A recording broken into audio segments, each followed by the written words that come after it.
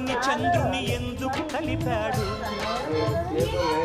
ఆ కలయిక కలగా ఎందుకు మార్చాడు ఆ కథ రాసిన దేవుడన్నవాడు కరుణన్నది ఎరుగని కటిక గుండెవాడు నా కథలో ఆ దేవుడు ఎంతటి దయ చూడు అడగక ముందే ఇంతటి పెన్నిధి నాకందించాడు కడలే కరగని చంద్రుని నేస్తం చేశాడు ఎప్పుడు వాడని కలువని చెలిగా ఇచ్చాడు ఓ